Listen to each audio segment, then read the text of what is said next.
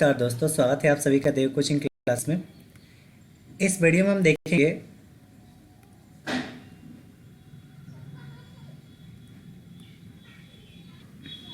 Diploma first semester fundamental of electrical and electronics engineering का paper जो diploma first semester civil electronics में पूछा गया है। तो इसके ऑब्जेक्टिव क्वेश्चन को देखेंगे और साथ में सब्जेक्टिव क्वेश्चन को भी देखेंगे किस तरह के क्वेश्चन आए हुए हैं। तो चलिए वीडियो स्टार्ट करते हैं।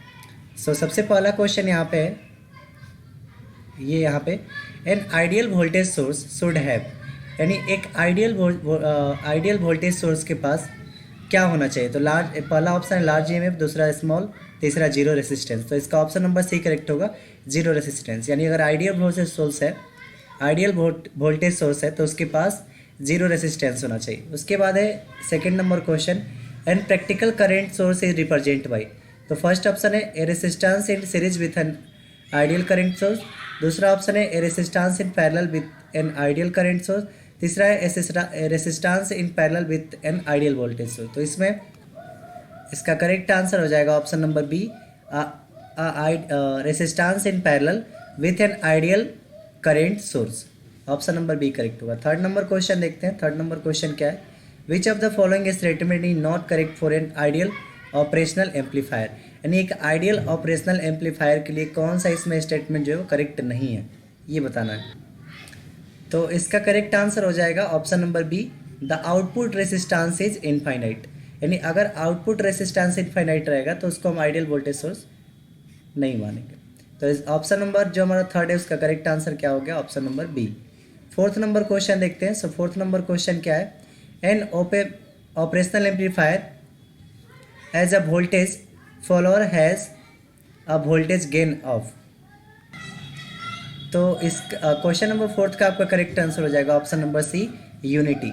नेक्स्ट क्वेश्चन पे चलते हैं, 5 नंबर पे। 5 नंबर क्वेश्चन क्या है, इन differential mode of N operational amplifier. In differential mode of N operational amplifier इसमें से क्या होगा वो बताना है। तो इसका करेक्ट आंसर हो जाएगा option number A, opposite polarity signals are apply to the input. यानी opposite polarity to the signal apply to the input. अब चलते हैं हम 6 नंबर क्वेश्चन पे। 6 नंबर क्वेश्चन में क्या पूछा है, expression for absorption law is given by. तो एब्जॉर्प्शन लॉ किसमें इसमें से कौन सा स्टेटमेंट सही होगा वो बताना है। तो इसका करेक्ट आंसर हो जाएगा ऑप्शन नंबर आपका हो जाएगा ये A number option, A plus A B equal to A. आपका ऑप्शन नंबर ए इसमें करेक्ट होगा। नेक्स्ट क्वेश्चन पे चलते हैं, 7th नंबर क्वेश्चन पे। 7th नंबर क्वेश्चन क्या है आपके पास, 7th नंबर क्वेश्चन देखते हैं। 7th नंबर क्वेश्चन में दे रखा है, the logical sum of two और more logical product term is called. तो इसका 7th नंबर क्वेश्चन का करेक्ट आंसर हो जाएगा option number B, POS form, POS। Next question पे चलते हैं 8 नंबर क्वेश्चन पे। तो 8 नंबर क्वेश्चन क्या पूछा है, how does a signal gate function. How does a signal gate function. So इसमें क्वेश्चन में आपसे पूछा है कि how does a logic gate function, यानी इसमें से लॉजिक गेट कैसे कार्य करता है। तो इसका शायद आपका आंसर होगा ऑप्शन नंबर ए। अगर आपको इसका करेक्ट आंसर पता हो तो आप डिस्क्रिप्शन बॉक्स में बता सकते हैं। तो इसका ऑप्शन नंबर ए होगा। नेक्स्ट क्वेश्चन पे चलते हैं।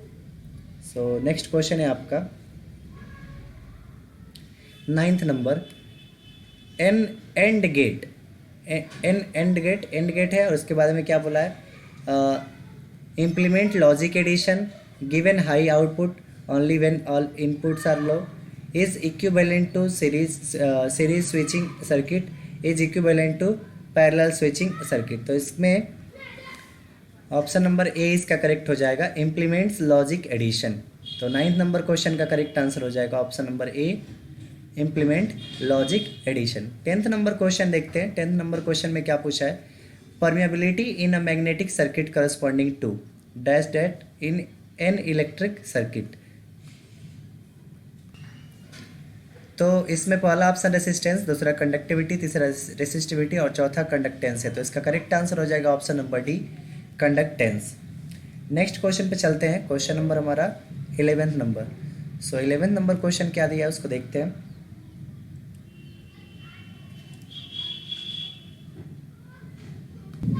अच्छा एक मिनट, ये 10th नंबर जो आपका क्वेश्चन था इसका correct answer option number D नहीं होगा, इसका करेक्ट आंसर ऑप्शन नंबर आपका कंडक्टिविटी बी होगा। कंडक्टिविटी ऑप्शन नंबर बी इसका करेक्ट होगा 10th का correct answer option number B conductivity. 11th number question देखते हैं। 11th नंबर क्या है, the property of material which oppose the creation of magnetic flux in it is known as. तो इसमें कौन सा ऑप्शन होगा ये बताना। तो इसका करेक्ट आंसर हो जाएगा option number D reluctance. Option number D इस क्वेश्चन का करेक्ट आंसर होगा। नेक्स्ट क्वेश्चन पे चलते हैं 12th नंबर में क्वेश्चन में क्या पूछा है, if the area of hysteresis loop of material is large the hysteresis loss in this material will be. So इसका करेक्ट आंसर हो जाएगा option number C large. Next question देखते हैं 13 नंबर क्वेश्चन क्या है, identity the factor on which self inductance does not depend. तो इसका correct answer हो जाएगा option number A number of turn पे आपका सेल्फ इंडक्टेंस डिपेंड नहीं करता है। नेक्स्ट क्वेश्चन देखते हैं 14 number, a circuit component oppose the change in circuit voltage is. तो इसका करेक्ट आंसर हो जाएगा आपका option number B capacitance. Next question पे चलते हैं, क्वेश्चन नंबर 15 देखते हैं। सो क्वेश्चन नंबर 15 क्या है, under the condition of resistance in RLC series circuit the power factor of the circuit is. तो यहाँ से हमसे पूछा है under the condition of resonance in RLC series circuit the power factor of the circuit is, यानी इसमें बताना है पावर फैक्टर क्या होगा। तो आपका जो पावर फैक्टर होगा इसमें 1 होगा, यानी यूनिटी ऑप्शन नंबर सी इसका करेक्ट होगा। नेक्स्ट क्वेश्चन देखते हैं 16 number, the period of a wave is, यानी किसी वेव का पीरियड क्या कैसा होता है ये बताना है। तो इसमें आपका करेक्ट आंसर हो जाएगा option number B time required to complete 1 cycle, यानी 1 साइकिल कंप्लीट होगा तो आपका पीरियड वहाँ पे हम कंसिडर करेंगे। नेक्स्ट पे चलते हैं क्वेश्चन नंबर 17 पे। 17 नंबर क्वेश्चन क्या है, for a sine wave with peak value IMX the RMS value is. तो इसमें अगर पीक वैल्यू IMX है तो RMS वैल्यू क्या होगा ये बताना है। तो इसका करेक्ट आंसर हो जाएगा ऑप्शन नंबर डी 1.414 IMX, यानी मैक्सिमम वोल्टेज का मैक्सिमम करंट का 1.414 आपका जो टाइम्स रहेगा वो क्या हो जाएगा आपका पिक वैल्यू हो जाएगा। नेक्स्ट क्वेश्चन पे चलते हैं, आपका क्वेश्चन नंबर कौन सा, क्वेश्चन नंबर 18 देखते हैं। क्वेश्चन नंबर 18 क्या है, what is the function of breather in a transformer. तो इसका करेक्ट आंसर हो जाएगा option number A the arrest flow of moisture when outside air enters the transformer. Next question पे चलते हैं, क्वेश्चन नंबर 19 पे। तो क्वेश्चन नंबर 19 आपका क्या है, which of the following is the main advantage of an auto transformer over 2 winding transformer. तो इसका करेक्ट आंसर हो जाएगा option number C saving in winding material, यानी वाइंडिंग मटेरियल को बचाता है इसमें। नेक्स्ट क्वेश्चन देखते हैं, क्वेश्चन नंबर 20 जो हमारा लास्ट क्वेश्चन है ऑब्जेक्टिव का, the condition for maximum power in case of DC motor. तो इसमें क्या बोला है, the condition for maximum power, यानी पावर आपका मैक्सिमम कब होगा in case of DC motor, यानी DC मोटर के लिए आपका पावर मैक्सिमम किस कंडीशन पे होगा ये बताना है।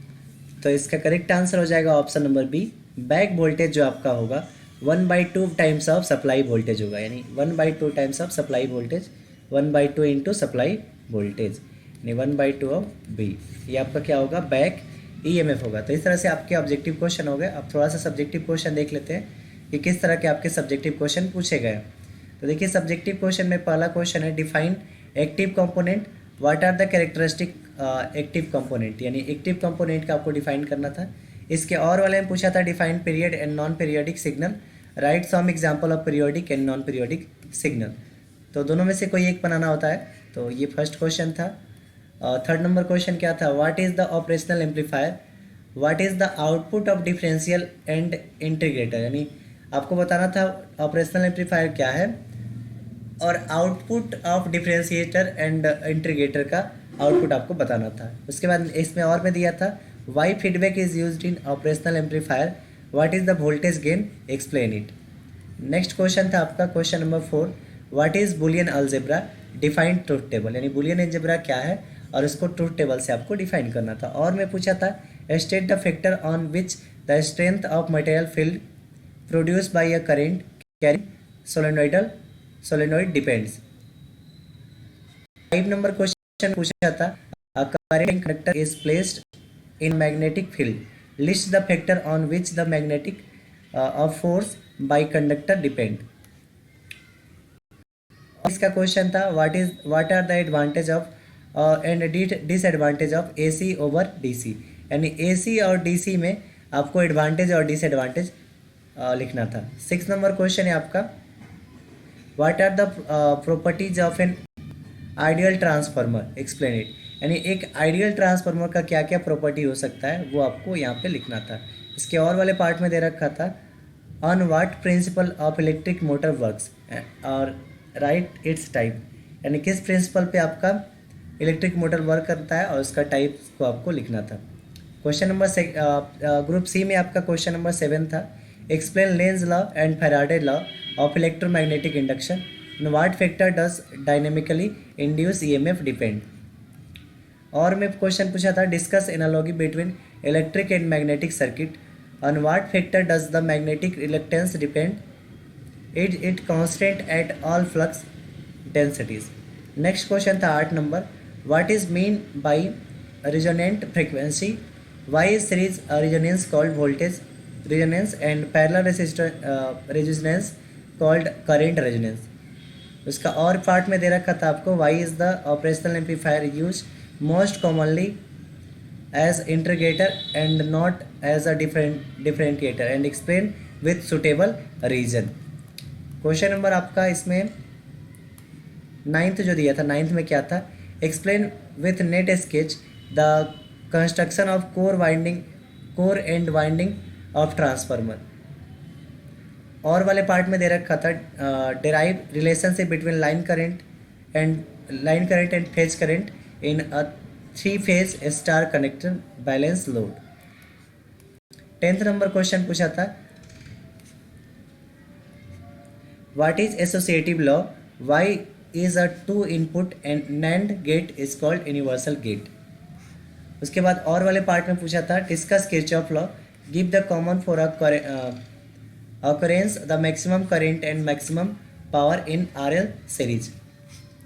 और 11 नंबर क्वेश्चन में पूछा था what is the effect of leakage flux in a transformer, what is transformation ratio of transformer, explain it. और लास्ट इसका और पार्ट आपको दे रखा था what do you understand by angular velocity, what is RMS value and alternating current, explain it. तो इसमें आपको angular velocity define करना था, फिर RMS वैल्यू, फिर अल्टरनेटिव करंट को डिफाइन करना था। तो इस तरह से आपके ये टोटल जो FOEEE का जो क्वेश्चन था वो थोड़ा सा क्वेश्चन आया था टॉप लेवल का, लेकिन क्वेश्चन सही था।